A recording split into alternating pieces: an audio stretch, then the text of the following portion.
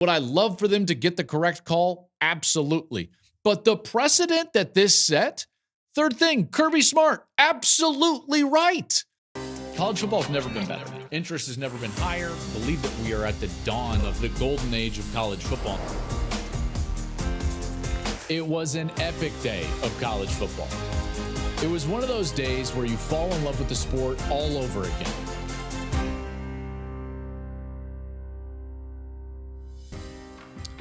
Hey, welcome into the program. This is the Joel Klatt Show. I am Joel Klatt, and this show is, as always, is presented by Hampton by Hilton.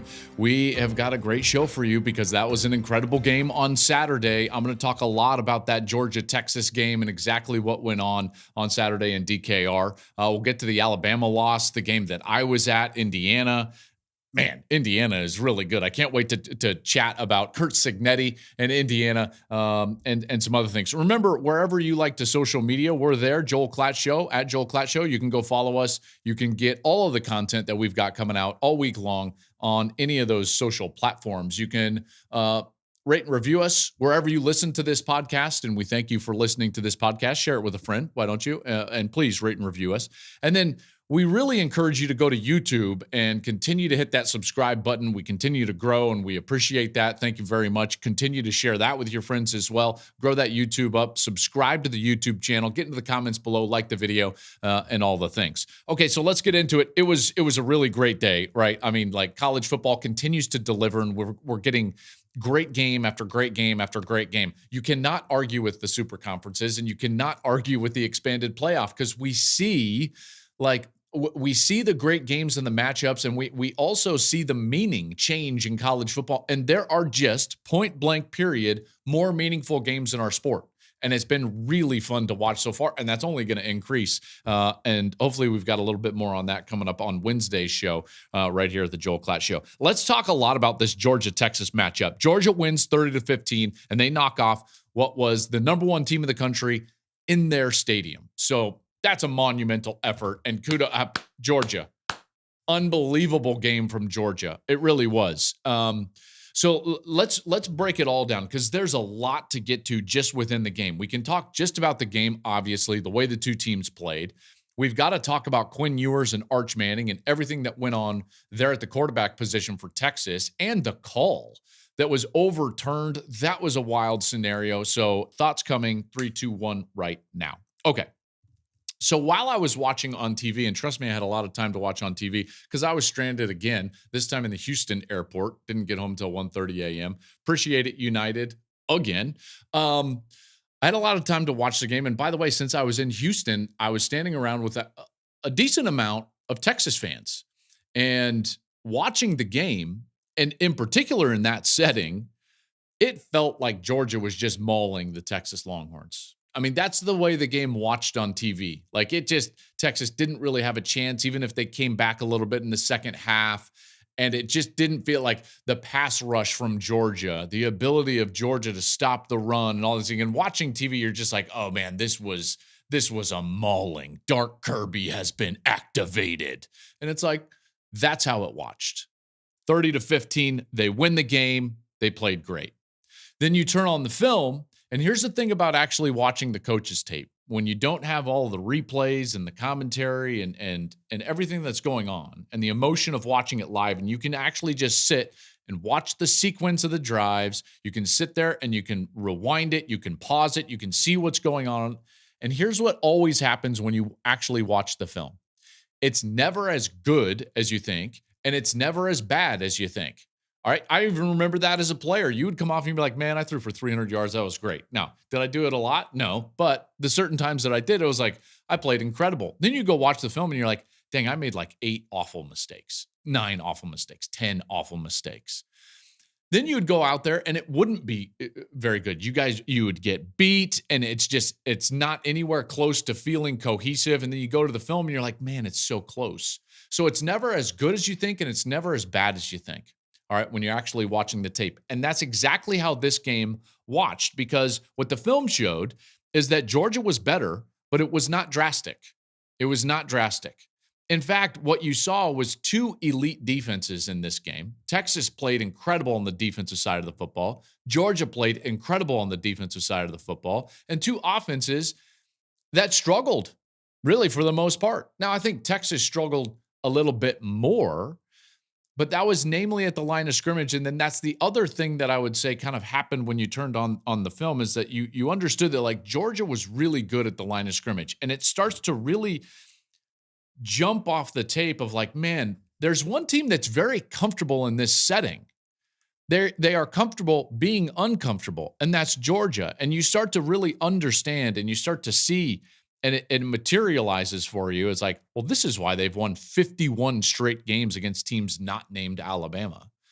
This team is a machine, and they played defense that way. Georgia's an incredible defense, and their defensive line did a great job against Texas all night long. They just don't make mistakes, man. I'm telling you, they're like Iceman, ice cold, no mistakes.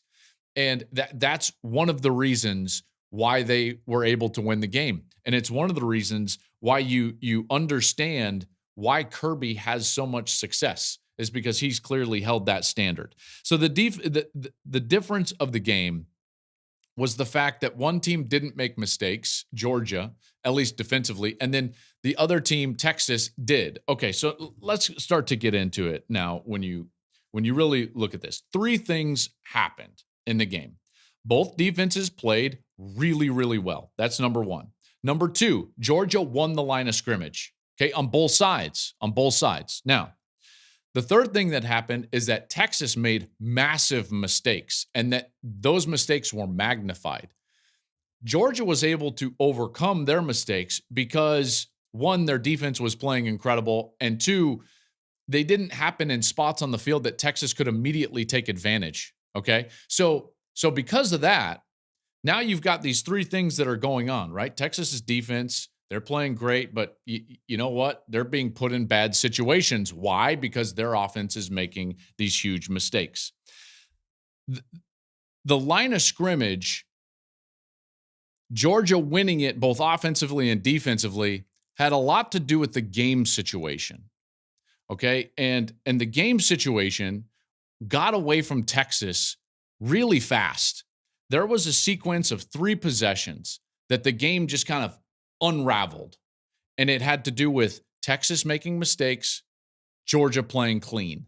All right, so here's what kind of went on with these 3 possessions, and how even against a great defense in Texas, Georgia was able to jump out to a big lead. Okay, only one of Georgia's 6 scoring drives went 35 yards or more. Okay, so that was the drive, by the way, late, that had a 43-yard trick play. So they never had to drive the football down the field. They did it one time, so they got one score driving it down the field. Every other scoring series, the worst field position on any of the other scoring series was their 45-yard line. Other than that, they were getting the ball deep in Texas territory. So Texas's defense didn't really have a chance. Again, Texas's defense has got to feel like they played an incredible game. It looks like, man, you got lit up. You gave up 30 points. Not the case. Not the case at all. This is what went on in that first half. Here's those 3 series. Let's talk about game situation really quickly. Okay, so you get into this game situation, and all of a sudden, you've got a 0-0 game. Both teams, Georgia's made mistakes. They've turned the ball over, and you're trying to feel each other out. And then all of a sudden, man, Georgia dials something up. It's 0-0. They're in Texas territory, and they dial up that corner blitz. So this is where they got the sack fumble from Ewers and set themselves up at the Texas 13-yard line for the first touchdown of the game. Now, what I loved about this play was the play design. The second thing that I loved about this play was the execution of the play design, both on Georgia's side. And then the third thing that went on in this play was huge mistakes from Texas. So the first thing that Georgia did is that they overloaded the side of the corner blitz with defensive front defenders, okay? And those defenders stunted. So the outside, defensive end that the tackle had his eyes on, he looped inside. So that immediately takes the tackle's eyes away from the outside corner and it puts him inside on the looper so that he can catch whatever's coming back to him. So running a stunt to the same side that the corner is blitzing is a perfect play design. So Kirby dials up this incredible play design. They also blitz the linebacker so that the running back doesn't go block the corner. So they overload that side, drop everybody else out. Nobody's eyes are on the corner. So how do you defend this or defend against this if you're the offense? Well, first of all, great design from the defense. Second of all, really good execution. Okay, they're coming fast. They disguise it beautifully. The corner never leaves his position before he actually jets in there on the blitz. How do you defend against this as an offense? The wide receiver has to immediately break off of his route and throw his hands up and start yelling cat. Now, do you ever hear the cat call? No, but that's what you do. And you immediately break it off and you kind of throw your hands up. And because of that, it kind of gets the quarterback's attention. Well, Ewers never looked that way. The wide receiver never broke his route. Now, I'm assuming that that's in Texas's offense because that's in every offense that I've ever studied. The corner cat call from the wide receiver doesn't happen. Ewers' eyes are to the other side. The eyes of the tackle are inside because of the stunt, and we get a bam. Blindside, full run, free run at Ewers. Ball comes loose. Georgia football. First down and 10 for a struggling offense to that point at the Texas 13-yard line. They're able to punch it in, and it's 7-0. Okay?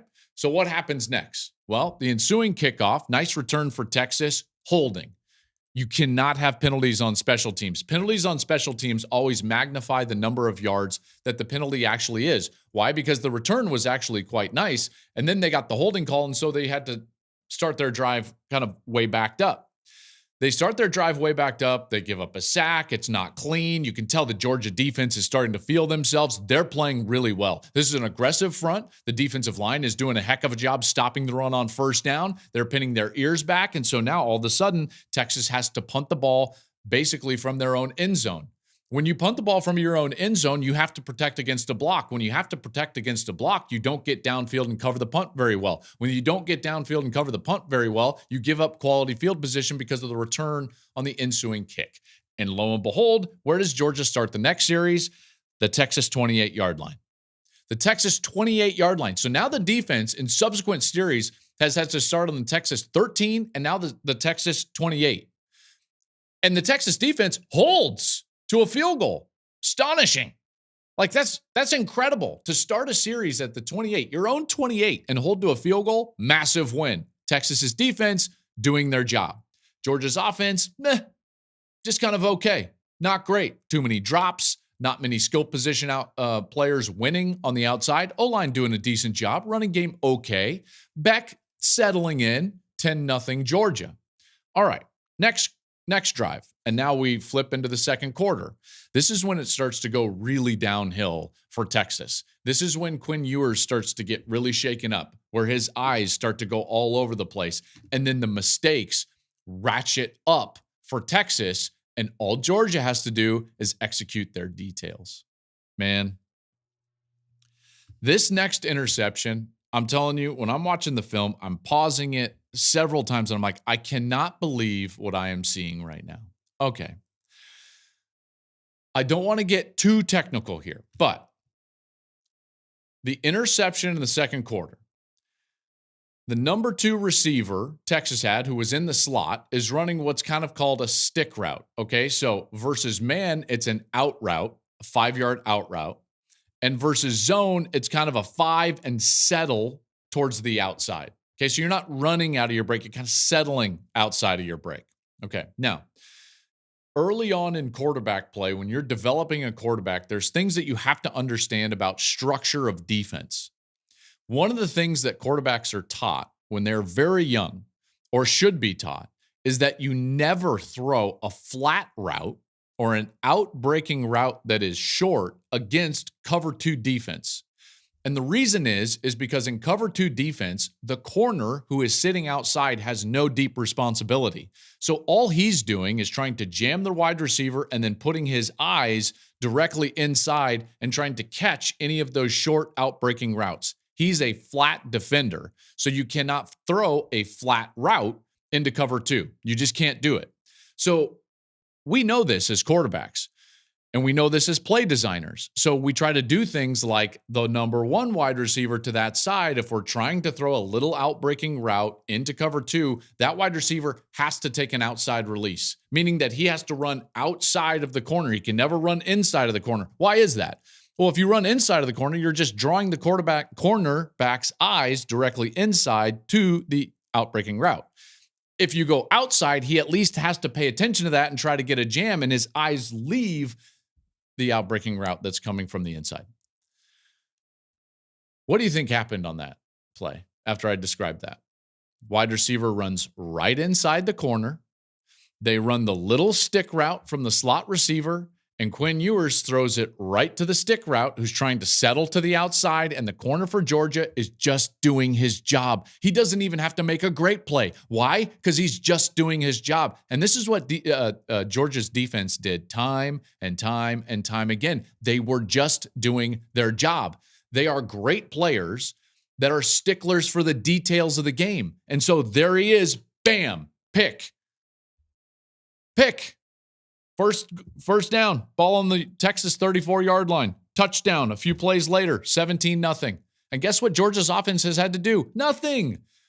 In grand scheme of things, right? As an offense, you think of like our job is to drive the football, get first downs, create ball security, time of possession, be on the field. Yes, create points with field goals and touchdowns, all of those things. They never had to drive the football. And why?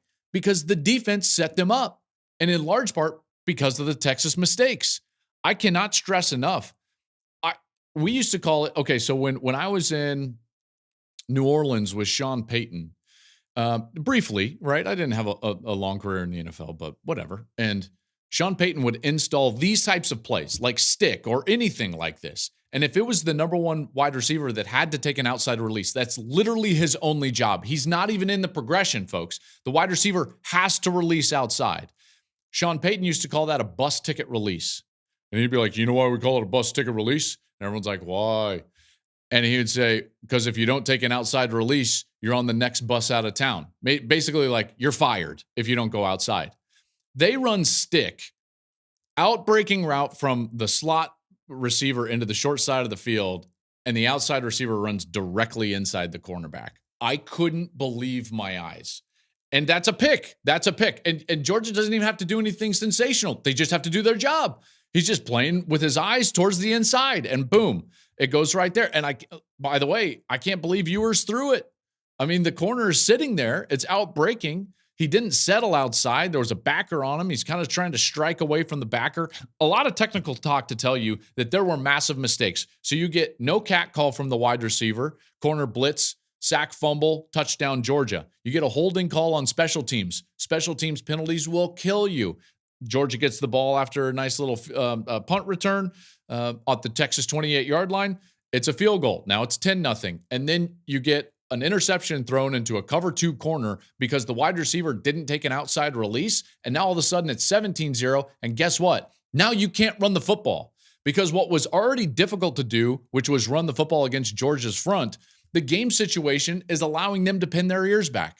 So it's harder to protect the passer. It's harder to run the football. Everything's more difficult because of the game situation. And the game situation is what it is because of the Texas mistakes and the fundamental soundness of what Georgia is on defense. Georgia's really good on defense, folks. It's one of the best defenses in America. Loved watching them on film. They were incredible.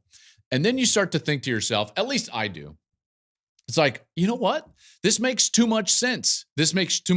I'm watching this film. Georgia's defense is doing everything right. Texas, it looks like to me, the Texas offense in particular, like the stage was almost too big. Like these are little mistakes that you can't make. And then I start thinking to myself, like, Texas hasn't really been in this position. They haven't faced a defense like this. I think that they were a little bit overwhelmed. And now I understand when you watch things like this, you understand why guys like Kirby Smart and even in the past, guys like Nick Saban or Urban Meyer, you understand why they go so crazy, even during blowouts, about mistakes happening on the field. Everybody talks about standards and, oh man, we're just going to try to do our job and all these coaching additives or whatever you want to call it, coachisms. And yet it's like, well, not everyone plays that way. I'm reminded of all the people that have coached with Kirby or Nick or guys like Urban Meyer or played for those guys. And every one of them will tell you, like, it's not really that fun. But what it is if you love the sport and you want to go out there and win, then it's good being there. Then it's fun. The winning is fun. And you only win at a high level in these matchup style games when you execute the details. So it's really a matter of internal versus external standards. All right. And I know that a guy like Kirby Smart has incredibly high internal standards, and he holds his players to that standard. This is why Kirby loses his mind in games against, whoever it is, Louisiana Monroe, Georgia State, whoever it is, it doesn't matter. And Georgia's up 30 or they're up, 40 points, and he's screaming on the sideline. Why? Because he's seeing details like an inside release on stick by the number one wide receiver, and he knows that, like, eventually that'll get us beat. Like, we can't let that go right now just because the result of the game suggests that we're playing great. You see, because internal standards, I think, are about like execution and detail. External standards are more about result, like the scoreboard. So if you're holding yourself to an external standard, you're going to allow yourself to be defined by the scoreboard and the result of the play. But people that are maniacal about process and system and their own standards, their own standard has nothing to do with the result. It's all about just the execution of the specific detail of what I need to do for that play. This is why you see guys like Kirby go crazy on the sideline and Nick go crazy on the sideline and Urban Meyer the same way. That's why you hear guys that would play for them and coach for them talk about how it was a reckoning every day, those that coached for Nick Saban. Or Urban Meyer, everyone would be like, oh man, every day was 4th and 1. Yeah, every day was 4th and 1 because they thought the best way to get you to execute in a matchup game was by holding you to that standard every single day. That's the brilliance of the great coaches. That really is the brilliance of the great coaches. And you understand why Georgia was comfortable in the situation. They were comfortable with the crowd noise. They were comfortable with the standard. One, they had played a game like that already when they went to Alabama. They got to learn from those mistakes when they lost that game, and they rolled into Texas and they won the game. I just thought that it was like it. I thought it was a great game and a great performance by their defense, and all those other things just started to flow off of the game tape as I was watching it. Georgia's offense, I got to be honest, not all that impressed. I thought Texas's defense was really good. Georgia's offense is a bit of a problem at the top end because they don't have many threats on the outside that are, one, consistent, and two, create a lot of separation. So their offensive line played pretty well, and I know that they're going to get more healthy and probably will run the ball even better than they did on Saturday night. But, I mean, 283 yards, 3 turnovers, only the one drive that actually was the length of the field. They needed a trick play to do it, that 43-yard explosive play. Beck has now thrown 8 picks in his last 4 games. So it's not like it's all gravy for Georgia. Again, you can't just say, like, Georgia dominated the game. No. They dominated that situation which created a game situation that played into their hands. I thought that, and then all of a sudden you get Arch in the game, and that's where we're going to go next. Okay, so these two teams are the best 2 teams in the SEC. I hope we get to watch them play again. I would love to see them play again. And now we get to the saga with Arch Manning. Okay, here we go. The reason this is a saga is the name of the backup quarterback.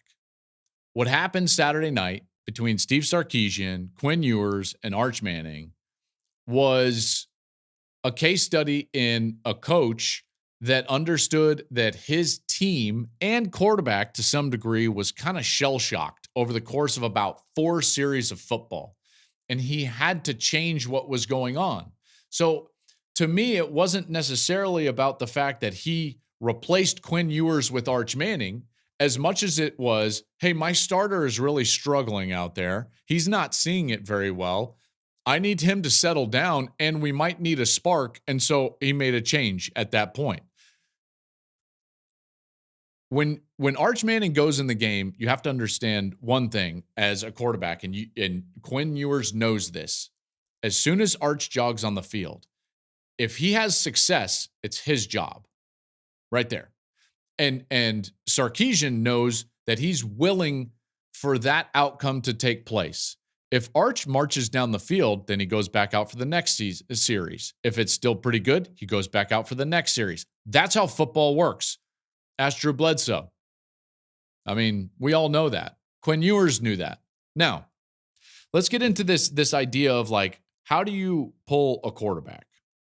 And this is where I think that Steve Sarkisian is kind of dancing a fine line. And in particular with all the stuff that has come out since then and some of their post-game press conferences.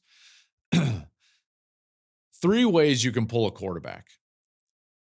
Number 1, hey man, you're done. You've killed it. Put a hat on. We're up 40. That's the best way, right? That's the best way.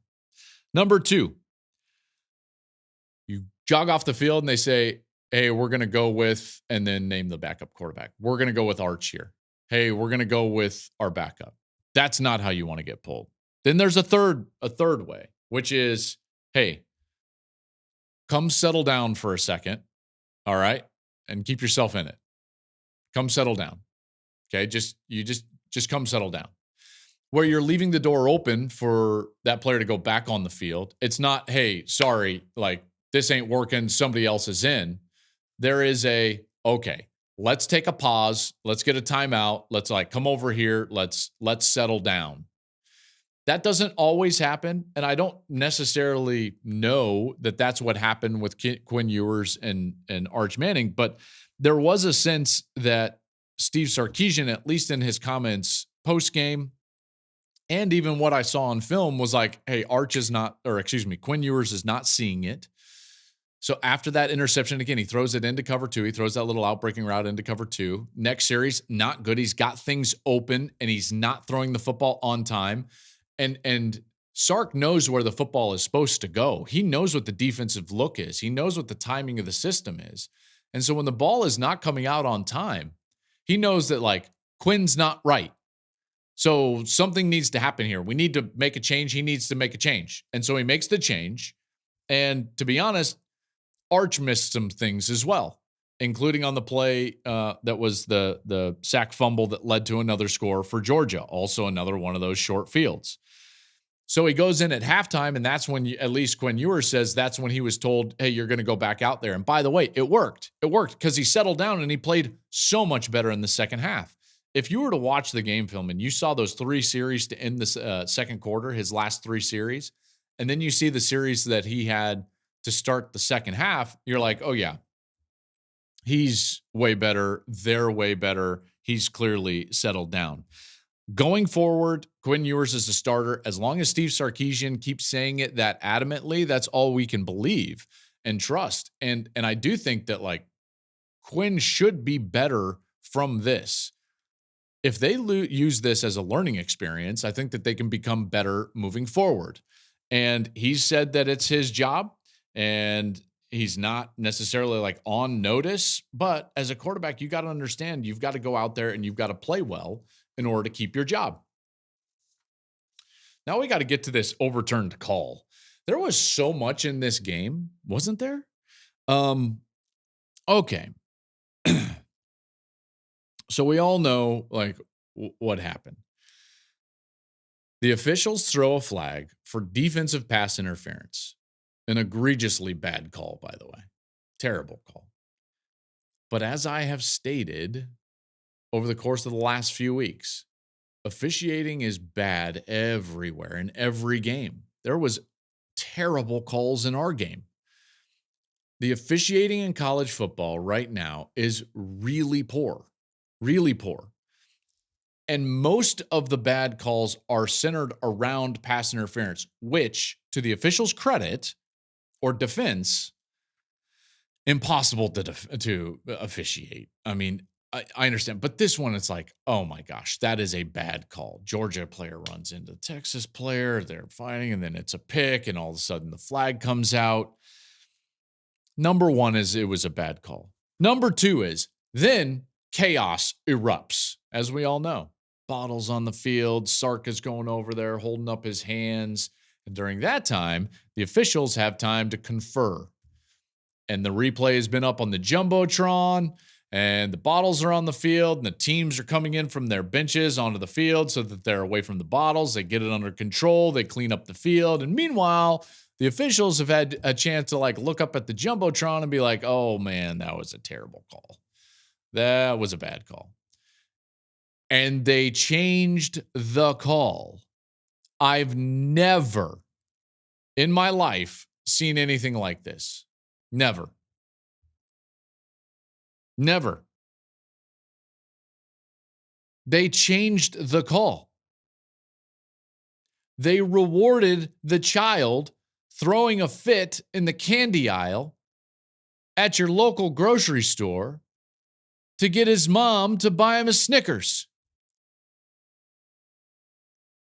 And when you see that in the grocery store, aren't you like, oh my gosh, I can't believe that parent just allowed that kid to throw a fit and get his way? I know you do. I think it. And guess what? My kid's been on the floor. Guess what he didn't get? A Snickers. You know why? I'm an adult. They changed the call. Was it the correct call? Yes. And would I love for them to get the correct call? Absolutely. But the precedent that this set, third thing, Kirby Smart, absolutely right. Here's what Kirby Smart said after the game in regards to the call, and he's absolutely right. I don't know what I'm allowed to say and not say, so I won't comment because I want to respect the wishes of the SEC office. But I will say that now we've set a precedent that if you throw a bunch of stuff on the field and endanger athletes, that you got a chance to get your call reversed. And that's unfortunate because, to me, that's dangerous. That's not what we want.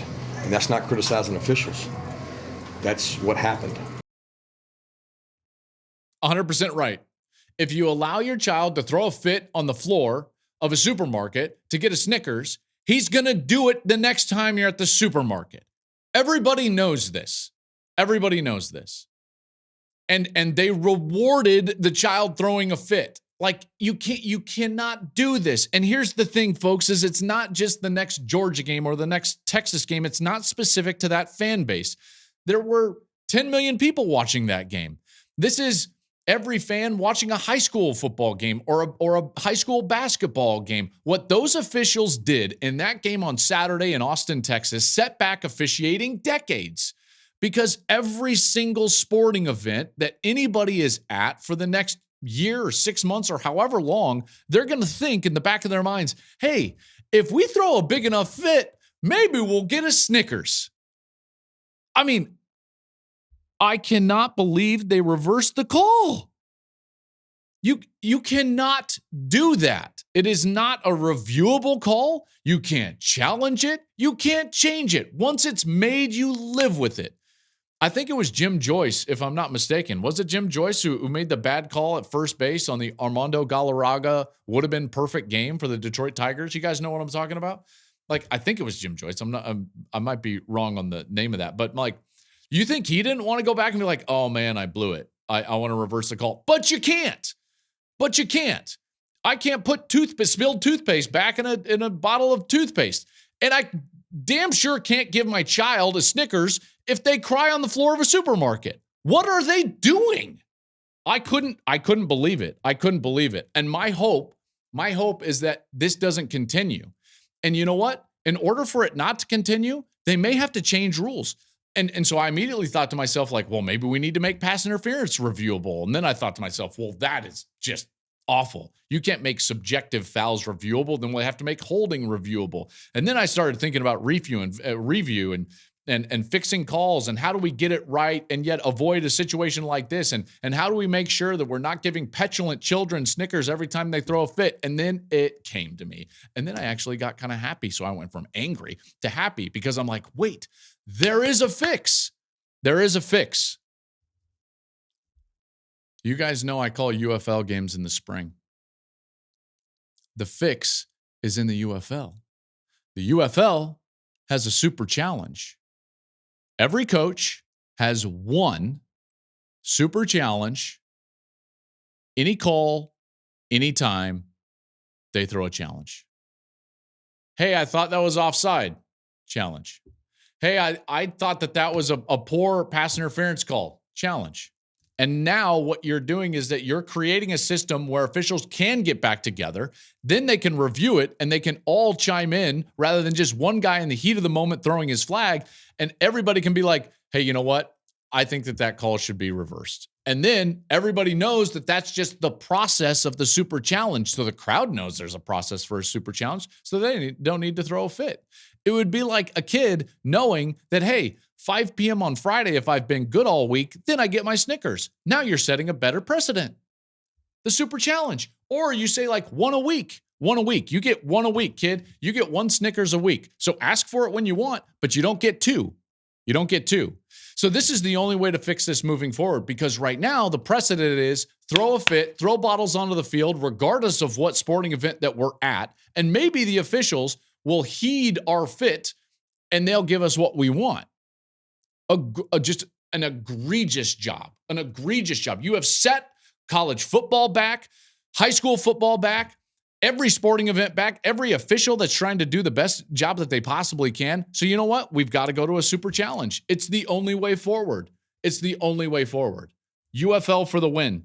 I want super challenges back in college. I want them in college football like tomorrow. If we can change clock rules because we think Dan Lanning maybe gained an advantage by putting 12 guys on the field, and we can change the clock rules in 1 week, and we don't have to wait for your 2-year cycle or whatever garbage you have NCAA, guess what? Guess what we can do? We can have a super challenge tomorrow. I want super challenges right now. Guess who else wants a super challenge? Kalen DeBoer. You know why? That was offside. Don't know what to tell you, but it was. Let's go to Bama and Tennessee, shall we? Tennessee, hell of a job. Good win from Tennessee, 24-17. Tennessee, they beat the Alabama Crimson Tide. And how about those 3 weeks right after they beat Georgia, who we just saw take down Texas, and then Alabama rolls out. They lose to Vandy. They probably should have lost to South Carolina, and then they lose to Tennessee. So what do we take from this game? What do we take from Bama losing 24-17 on the road to Tennessee? And by the way, like, hey, man, like, I don't know if it was time for the goalposts. That ain't Nick Saban over there. You know what I mean? And by the way, someone needs to teach the kids at Tennessee. By the way, kids, you shouldn't smoke cigars. But if you're going to, you don't light them with matches. Like, there was so much wrong with that. Tennessee, like, come on. Vandy is kicking your butt in celebration. Sorry, but it's true. You don't know how to light your victory cigars. You probably shouldn't storm the field because Saban ain't over there in the first place. And it's like, your offense is probably still not good enough. But let's get to it. First thing that we learned from Alabama beating Tennessee, Alabama is not going to the SEC championship game and will not win the SEC. So you can take them out of the equation of potentially getting to Atlanta. There are now 7 teams ahead of Bama in the standings. 7 in Kalen DeBoer's first year. And this is a team that is reeling right now. And you can tell they are reeling. The defense, which I thought was a problem a couple of weeks ago and has played much better. And now the offense is struggling. Milroe, multiple turnovers in all 3 games since that Georgia win. He threw the bad INT in the end zone versus Tennessee.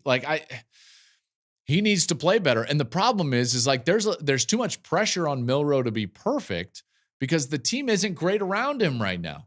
So they don't have enough right now. They really couldn't stop the run, and that was an issue in particular in the second half. And I think that the heat is going to get turned way up on Kalen DeBoer because I don't think people in Tuscaloosa, as much as they will tell you that they kind of understood that it's like, no, we get it. Like Nick is leaving and that standard might not be here this year. Then you see the last 3 weeks and you're like, what in the world? We got guys faking jump shots on QB sneaks. And it's like, this ain't it.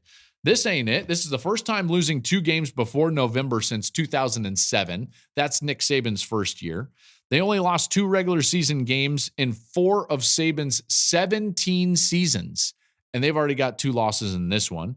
There was another 15 penalties against Tennessee, and now they're the 5th most penalized team in college football. That is staggering. Like, folks, Alabama they're in a tough spot. So now the question is, if they're not going to the SEC championship game, is Alabama going to make the college football playoff in its first expanded year?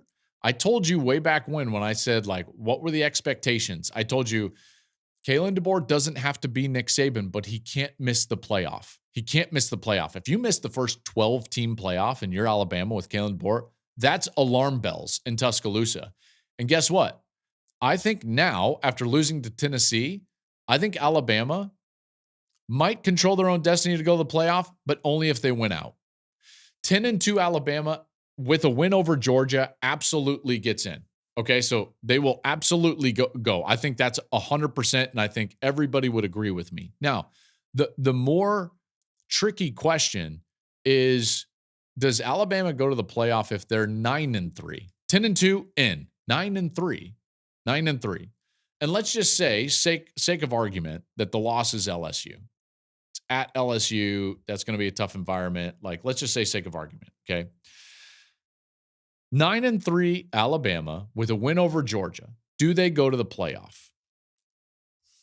I pause because I think a lot of people would be like, oh, well, yeah, of course.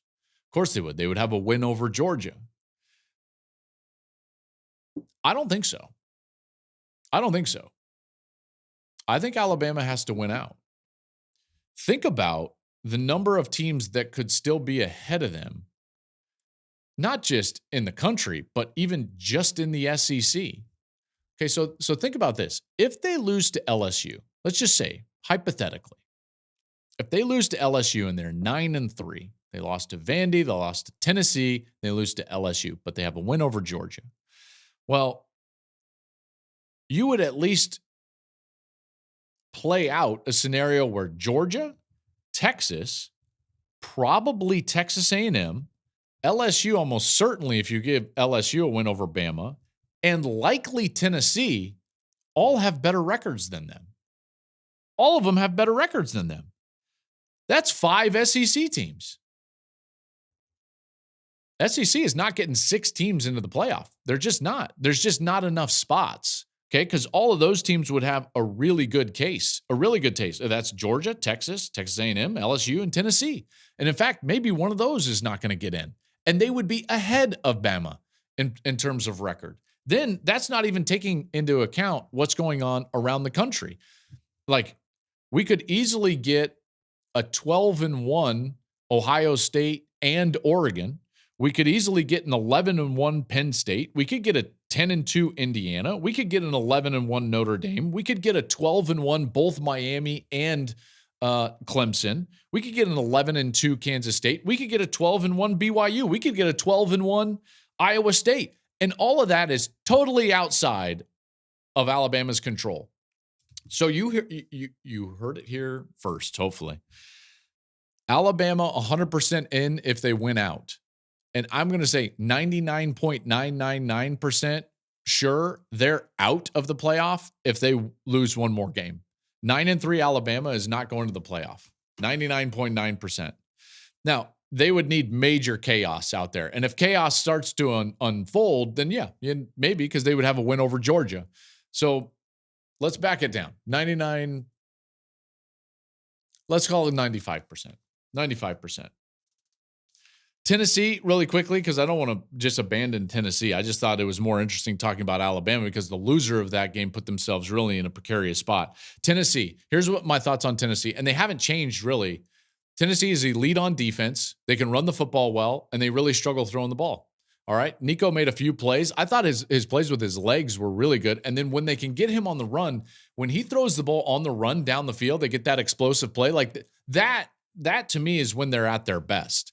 I'm still a little bit worried for them just because of that lack of passing game. And I can tell you this, the way that Georgia played against Texas, you look ahead and you look at Tennessee has to play Georgia. This Tennessee team is not beating that Georgia team, at least in my estimation right now.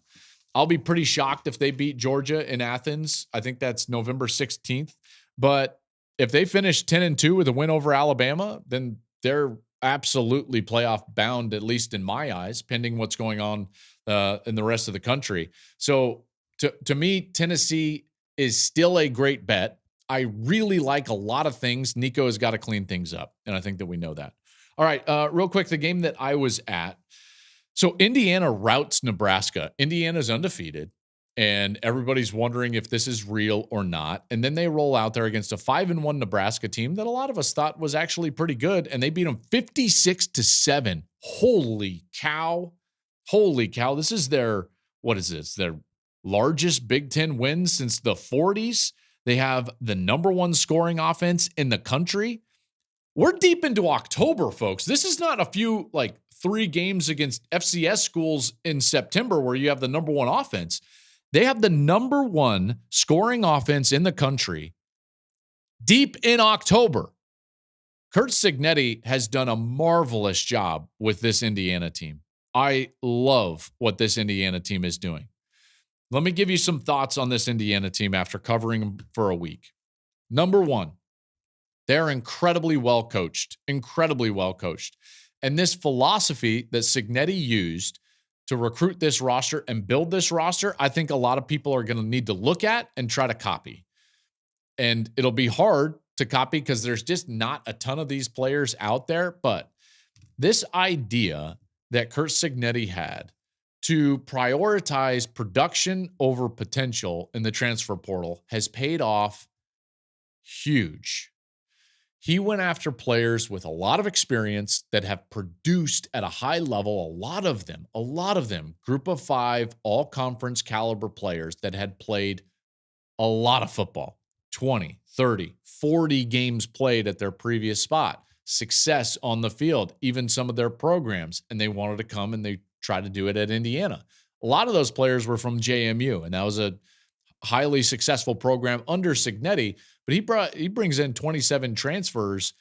The heavy majority, I believe 21 of those transfers, they had played for 3 seasons before this. So they've got a ton of veteran players on the field that understand what it means to go out there and execute in college.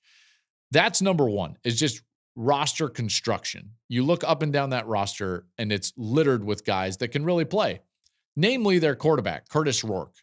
Now, you've heard, I'm sure, the news that Curtis Rourke, he hit his hand as he's trying to throw the football, and he will not play this week against Washington. I'm hoping that that is not a long-term injury because Rourke is playing incredible football, and these are just those injuries that just suck because you just don't want to mess with the rhythm of a guy that is playing so well.